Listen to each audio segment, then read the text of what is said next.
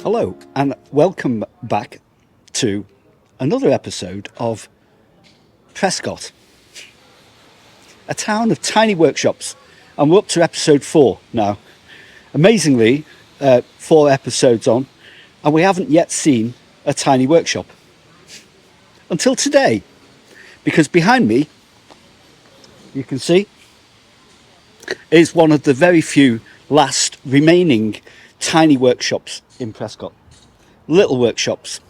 These workshops, known as outriggers, was the secret of the success of the watchmaking industry, clock and watchmaking industry in Prescot, certainly during the 18th century and even earlier. These were family-owned pieceworkers who would make watches from an early age. The children, the families would get involved. They would build these outriggers. Some of them were freestanding, and some of them were like this. And there's a couple of these workshops here. I'm next to one here and this one here, which is about the smallest workshop I could find in Prescot, left in Prescot. And it's great to have it in such a prominent position here on Acres Street, or the Acres as it was known. I'm going to cover this in another vlog, the actual culture of these tiny workshops, and it will be in the next episode. But today I'm here not to talk about the tiny workshops, but to talk about something that's happening just down the street here in the Flatiron building. And it's something quite remarkable. And it's also something very historical to Prescot. So what we're going to do is we're going to go in and see what's going on in the Flatiron building. So come and join me. I'm here with Phil Irvine, who's one of the key watchmakers, clockmakers, not watchmakers. Yeah. Watchmakers are a bit different. But clockmakers who are working on the time ball in the Flatiron building, which, as you know, was one of the last, if not the last, clockmaking factories in Prescot. Clock and watchmaking, chronometers and various things they made out of here. Yes, he also works on Prescot church clock. Winding mechanisms and various things like that, don't you? Yeah, and I made a new escapement for the Prescot clock because it got damaged. When the chap who used to wind it, he passed away, unfortunately. Right. And then some of the bell ringers decided they'd take it on, but they didn't understand about winding the church clock and running it on. And what you have to do is disengage the escapement to run the clock on, so it runs free.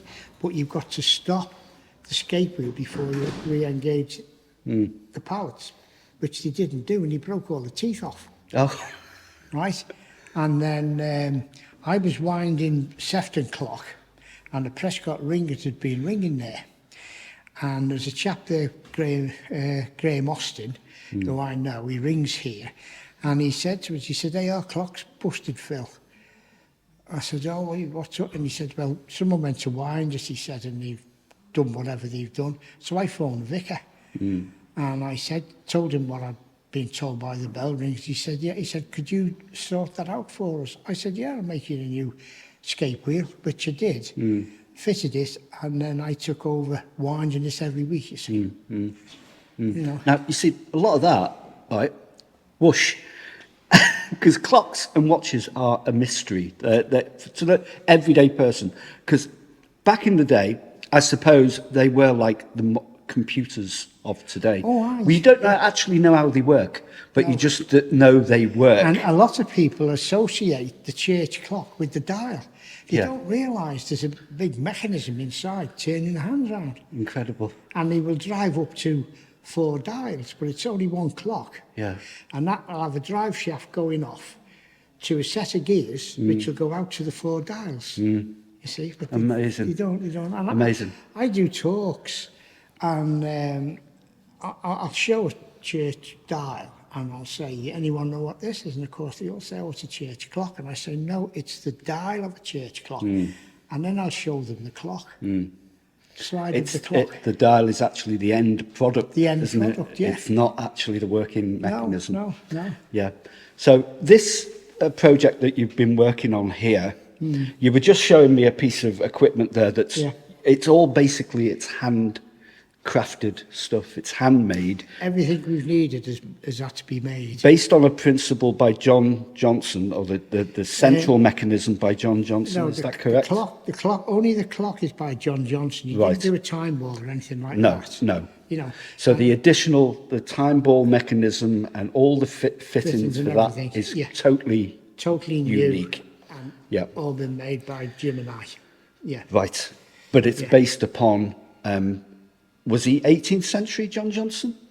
I know 19th, I think, early 19th century. Early 19th century, and he had a workshop on Atherton Street, and there's still a plaque there today. Apparently the building's still there. Yeah. And there's a plaque on the side, because I've seen it. Oh, is there? Oh, nice. Yes, and it says John Johnson, yes. Yeah. Yeah. Well, and this is the only turret clock by him. Wow. So this was an appropriate place for it to come. Yeah. I know when Ron posted these on Facebook, I thought I have got to come down and document this, because it is a continuation of that clock and watchmaking tradition that we've had in Prescot. And this is a real historic thing. It really is. It needs documenting, and we need to see a bit about it before it's actually finished. And I think that's important. Well, it's more or less finished now, really. Yeah. So, you know, we've sorted out all the major problems and everything, and we're just doing some fine adjustment to the ball. The ball operates, goes up and down, but the top one of these has had to be altered. What is this? Well, this guides the cable that comes down from the time ball, you see. Yeah. And then this comes down the centre off the pulley that we altered, comes across like that, round that, and then down to the arm that raises the ball. Okay, can we just have a look at this, because I just think this is interesting. And this is all handmade, isn't it? This is all handmade, yeah. This is a kind of mechanism we've got here. Yeah. It's a cable guide. Fantastic. Really. The cable guide. Yeah. Yeah. Down to the arm, which actuates the time ball. Amazing. Yeah. That's brilliant. Yeah, and I restored all the time ball as well, because it was all flat on the bottom when Ron got it. Right. And I took it to pieces and made it spherical again. Right. And I turned the finial, which is on the top, and go lift it all. And I made the base. The base was cast iron, and we had a new one cast, and I machined it all up. I also made the pattern for it, and Ron wouldn't let me go up on the roof. So the men that were doing the roof, they fitted it all in. You know? Right. Yeah. Yeah, and it is looking magnificent. I can't wait to see it working. So how long have you been working on this? How many years? It's it's got to be nearly close on 4 years now. 4 years. Yeah, yeah. I mean, and one of the problems with it was that Jim could only work on a Sunday. He only does 1 day a week. And he'd do stuff, and I'd do stuff, and I'd have it done, and I'd have to wait for him, and so on, you see. Yeah. So it's just gone on. Yeah. But everything we've needed has had to be made, you see. You know. Whereas back in the day, making a clock, you'd have a factory of people you'd making have different elements. 4 or 5 men working, Yeah. all making a different components. Yes, exactly. You'd have a man cutting wheels, a man cutting scape wheels, Yeah. somebody making pallets, Yeah. turning barrels, all sorts, and then it all comes. It's rather like the mass production of cars today. Yeah. That just puts it into perspective, you know. Yeah, yeah. What you're doing here is amazing, really. And what I'm getting out of it is the fact that it's all independently motivated. There's no there's no English heritage, there's no national trust behind this. No, This is an independent project. It's all down to Ron Musker. Yes. It's all down to him. Yeah. It is a great asset to Prescot, and I think we need to appreciate that. I think that needs to be said. Yeah. Because to my mind, this is how clock and watchmakers did it in the olden days. Oh, they had a patron. Yeah.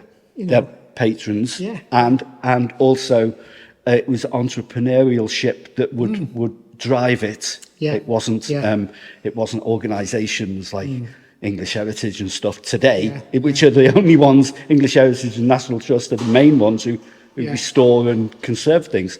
This is an independent thing for Prescot, and I think it's totally amazing.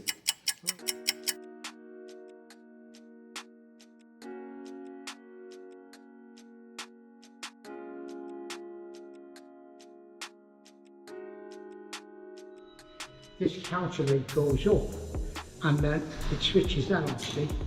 Oh. See? And it winds up then, you see? And then it winds up so far, then the weight knocks it off. So, the purpose of that is to wind the clock? To wind the clock, yeah. Yes. A lot of churches have got automatic winding now because they can't get people to wind the clock. Right.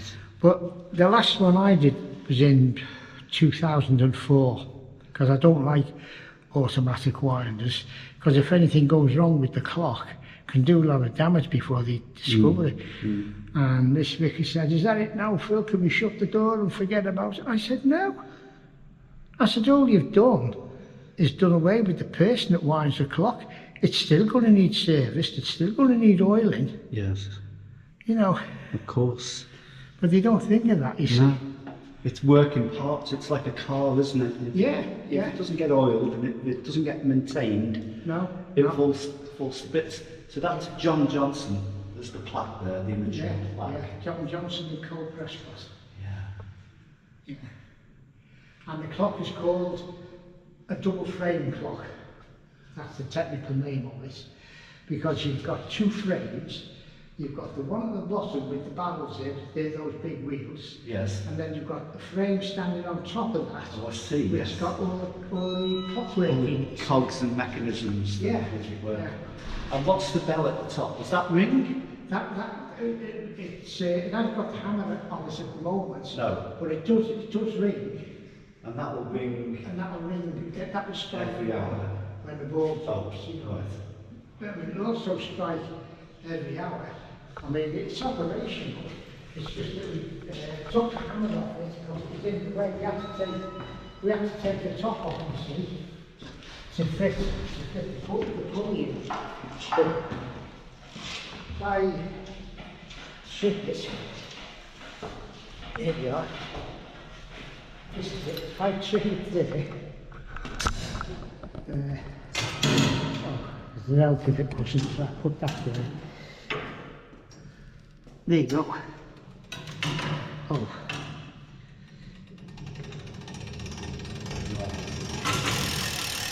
Now it can only strike 1 at the minute because the count wheel, which is the wheel I showed you before, is not on it. Right. But it'll strike, just strikes 1, and that's the bell. you know. That's amazing. Yeah, and this was the pulley we had to fit, had to be altered, you see, so it was easier to take all this off and do this on the floor. So we took it off last night, I went home, made the alteration, and then when we came back this morning, Colin and I fitted it back on. You know. And that has a wire working from here. This is the wire that goes to the ball outside. And as that lever goes down, it will lift the ball up the mast, you see. Yes. You know. Fantastic. Yeah. And this goes out to the dial. You see the dial over there? That's the back of the dial. And if I turn this, you see there the hands going around. See? I feel the hands going around outside. Wow. Yeah. Fantastic. Yeah. What's amazing about this is the distance between the hands of the clock. The hands of the clock. And the actual clock itself. And this is the drive shaft from the clock up to this, you see. Yeah. Which I was in the middle of sticking on, you know. That's amazing.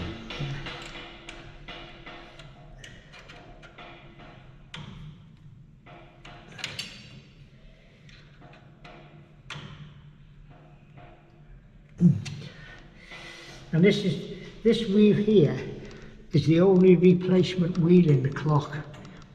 The one that was in had all the teeth damaged from people not looking after it properly, and Ron said, "Can you do me a new wheel?" I said, "Yeah, I'll do you."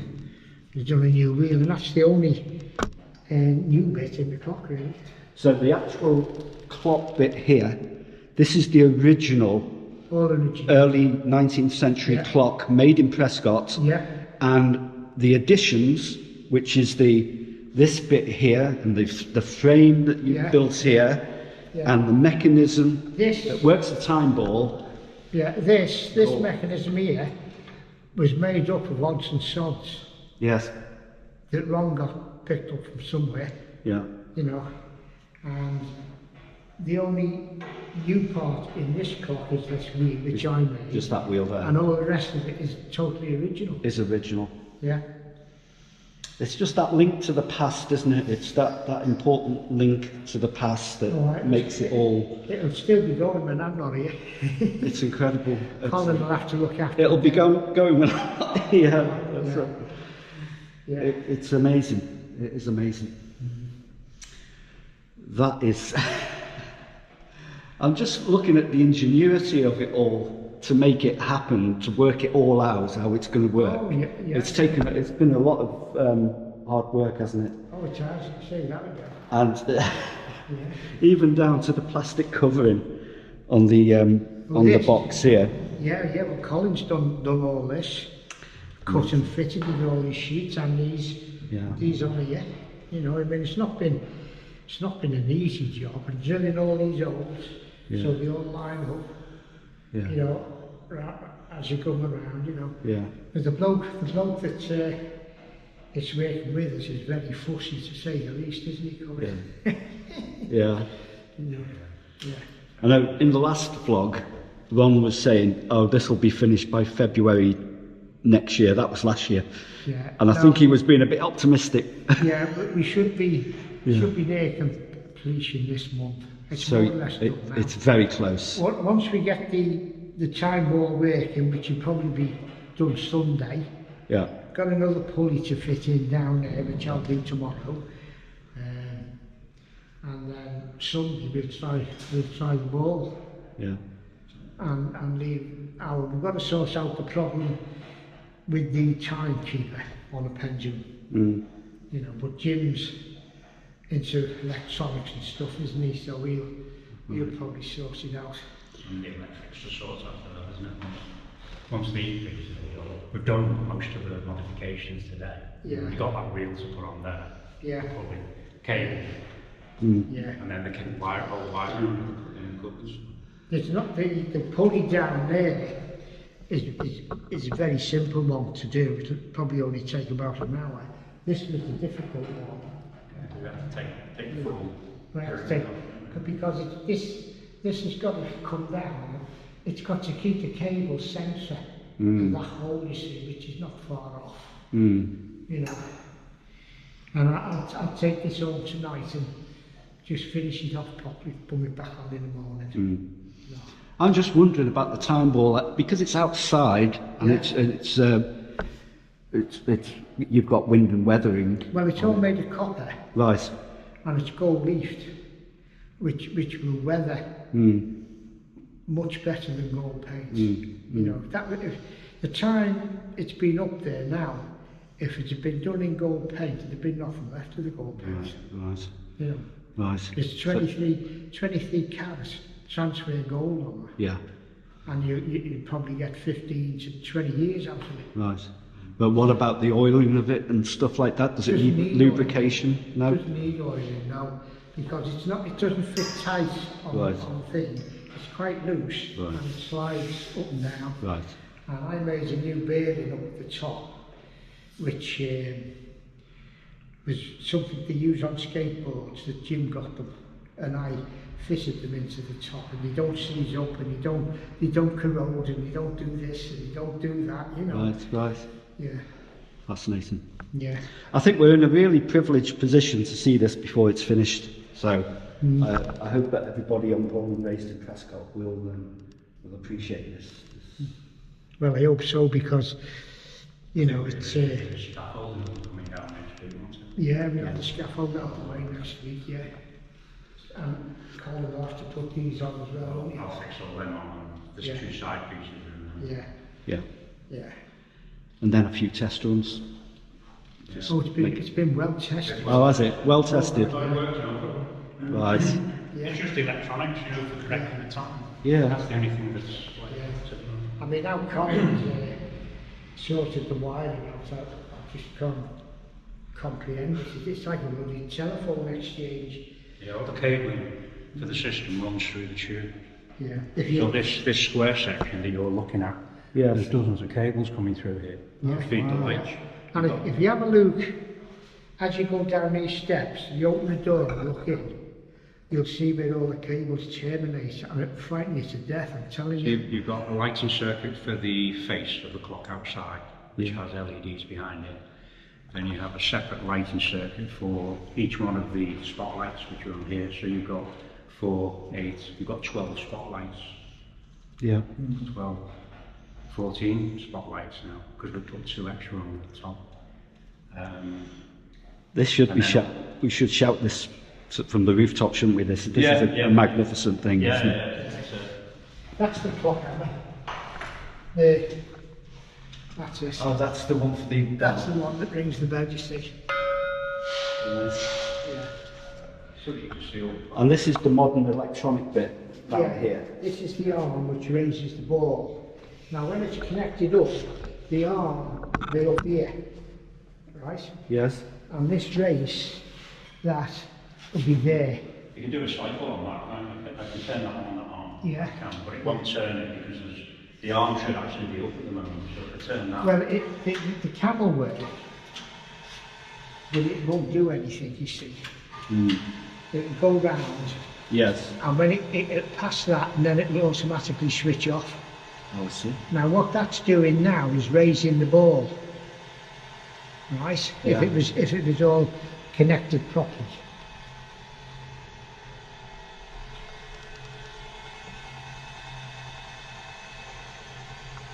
In a minute it will switch off. And the ball goes. Wow. It is switches off, you see. Fantastic. Yeah. And then this mechanism on the end, which is the one we'll adjust on Sunday, that is connected to where the bell chimes. Yeah. And when it strikes 1, that will release and the ball will come down. And it's all powered by this motor. It's all powered by that motor, yeah.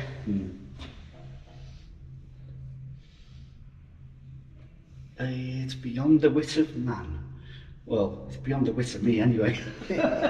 Well, Phil's made every single part in there, hasn't he? So Yeah. It's incredible. it's nothing bought online there. No. No, I made all that. Just let me get a thing. The instructions over the phone from Jim.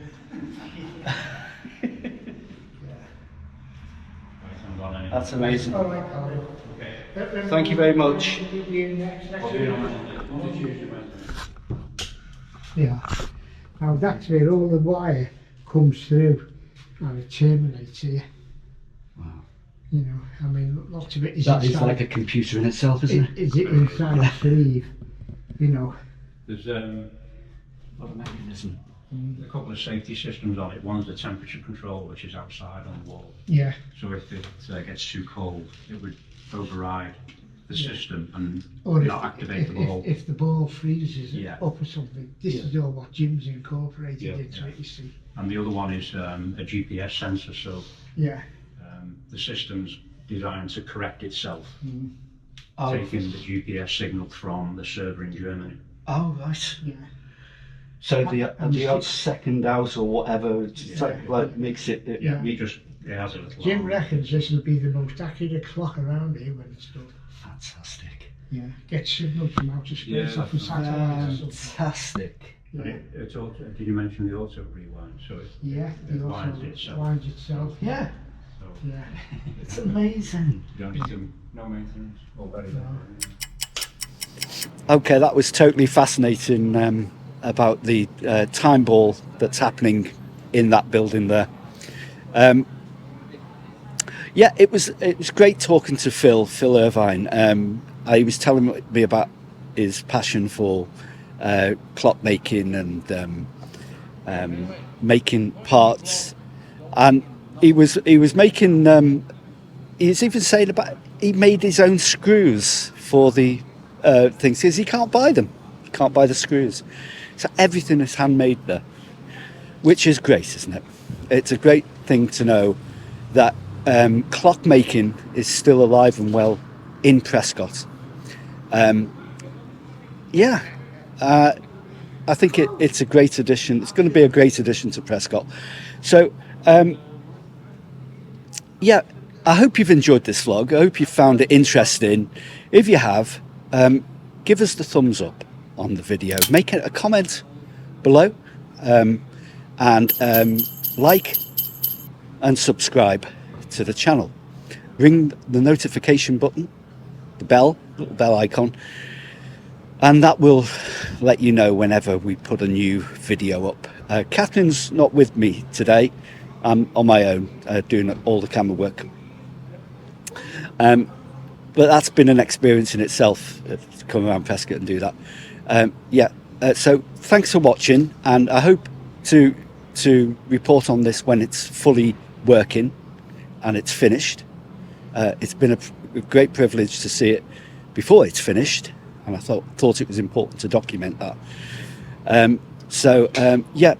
Thanks for watching, and I'll see you again in the next episode of Prescot, a town of tiny workshops. Thanks for watching. Bye.